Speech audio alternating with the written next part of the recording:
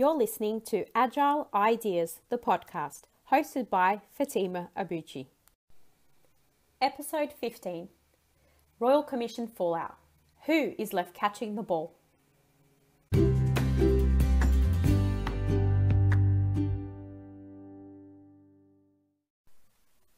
Hi everyone, and welcome back to another episode of Agile Ideas, the podcast. Thank you so much for joining me. I hope you all had a pleasurable break over Easter and had time to recharge your batteries. Before we kick off, I just wanted to say that I hope you're having an okay day today. And if you're not, please note that there is help out there. Today I wanted to speak a little bit about the FSRC, or the Financial Services Royal Commission into Banking in Australia. That concluded this year.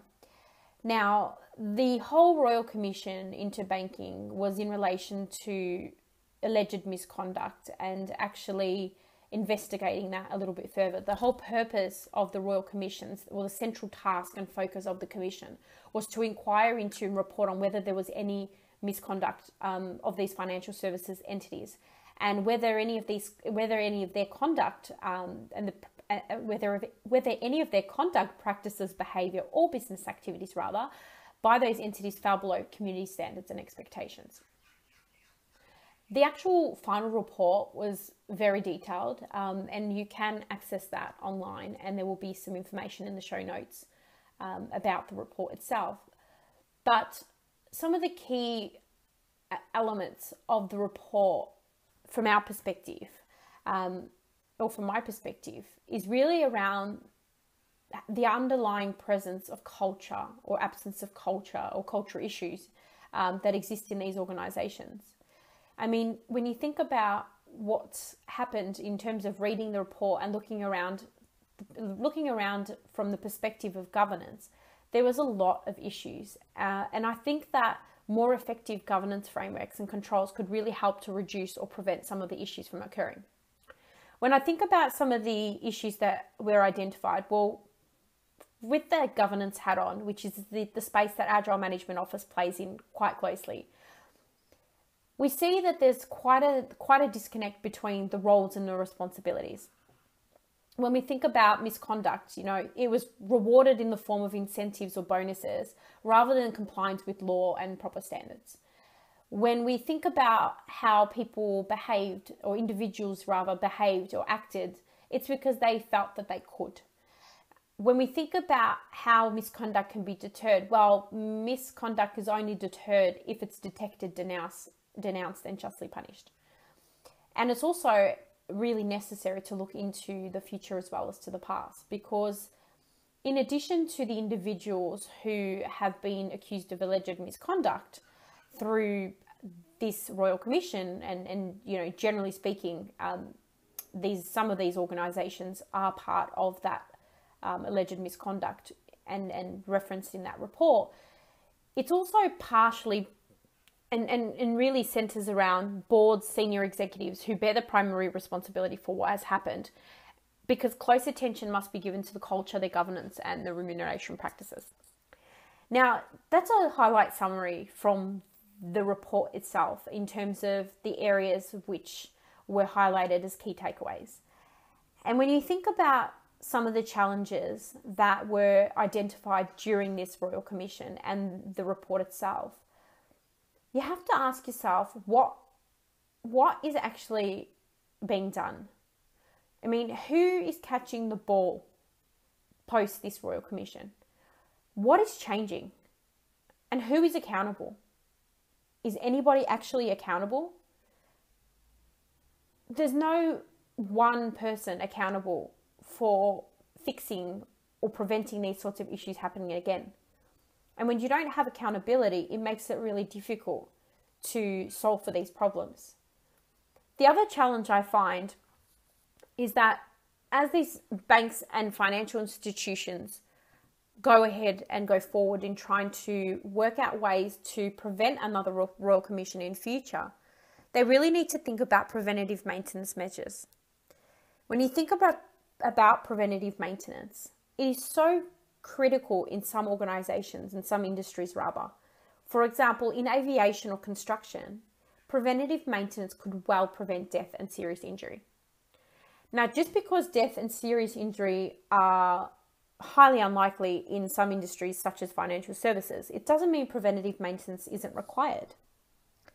And I think these banks and financial institutions really need to rethink their approach to governance and look at ways that they can embed delivery governance, operational governance, and organizational governance, seeing them all as one, and integrating the culture across these areas to ensure that good culture and proper governance can be implemented in a way that it changes the rules, the systems, and the practices, but more importantly, depends upon those people applying it.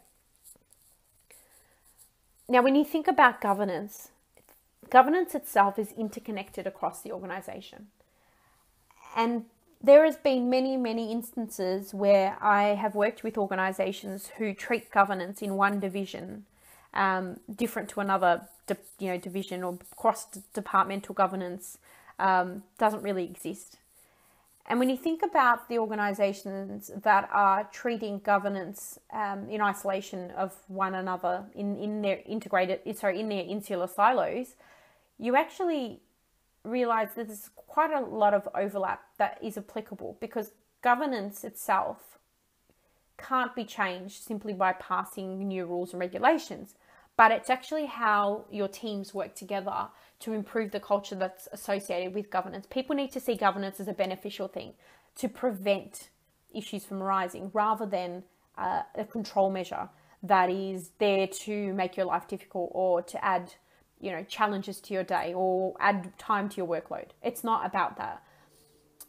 Governance itself, think of it as a really large umbrella with lots and lots of smaller sections of other governance. And these sections depend on the industry that you are in.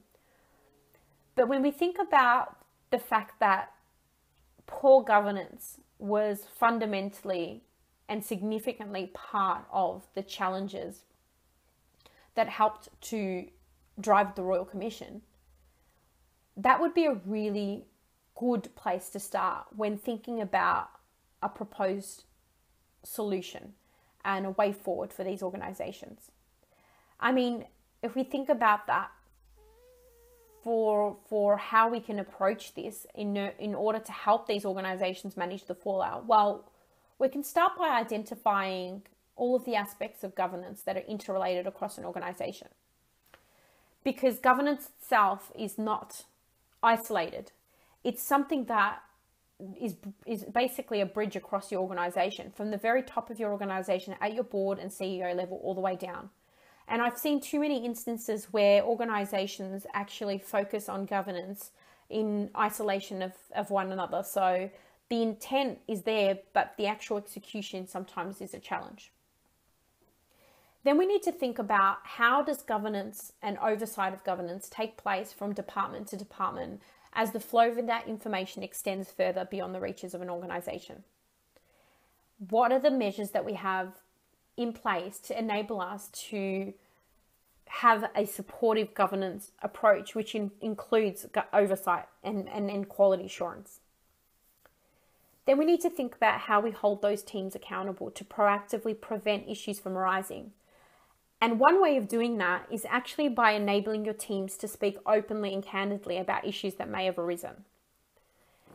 If teams don't feel confident in speaking up, then you're going to be covering up some of the challenges and the hurdles that some of the people in your organization are facing, that will no doubt cause you to have more of an issue longer term. I mean, one of the ways to do that is to stop thinking about governance as a segregated activity across an organization, but rather an integrated activity. Stop with I've done my bit, let's toss it over the fence when it comes to governance. That's a behavior that needs to be stamped out, because at the end of the day, if an organization succeeds, the people working for that organization are also better off. And if an organization is not succeeding, then those people that work for that organization will also be worse off. Because at the end of the day, when we're working for these organizations, we want the best for them and we want them to succeed. Otherwise, why would we be working there? I think also we need to make sure that there is at least a basic awareness of governance. Governance itself is sometimes misunderstood in organizations.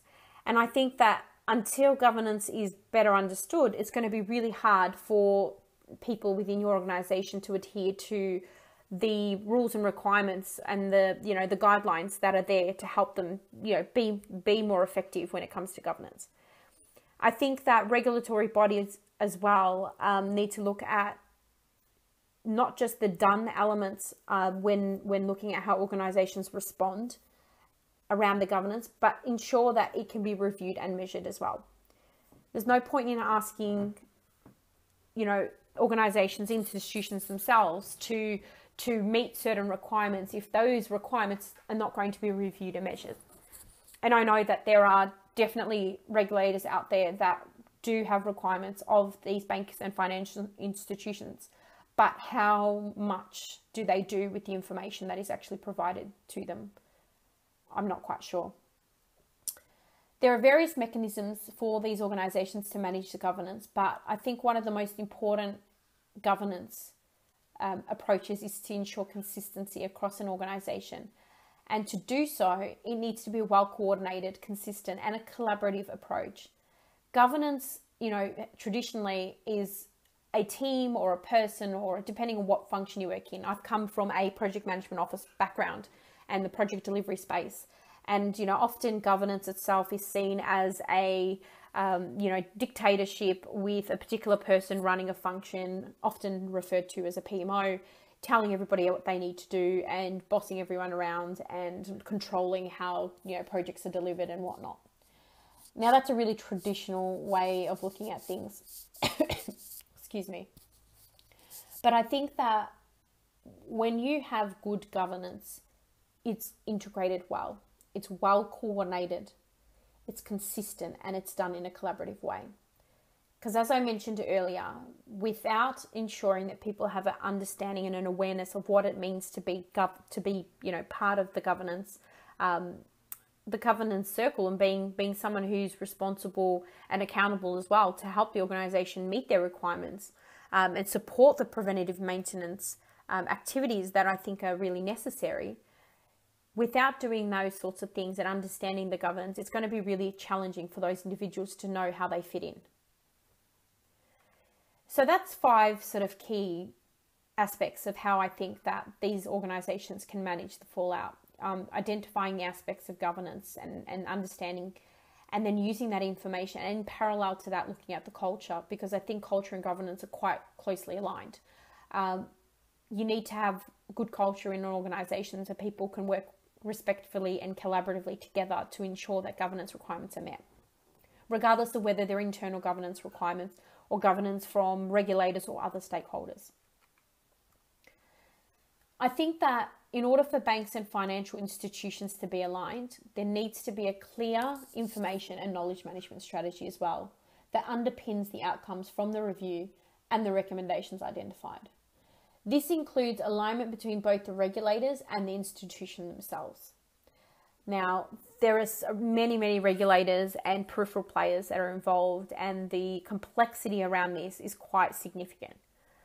But in order for the banks and the financial institutions to make sure that they are able to align, there needs to be a clear awareness of what the requirements are and how organizations collectively can work to respond to the requirements and the recommendations as a result of the Royal Commission.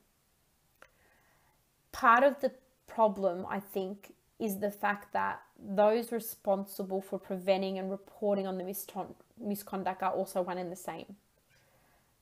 I mean, we need to look at things from a different angle and address ways to help these institutions to be more accountable and collaboratively working with them.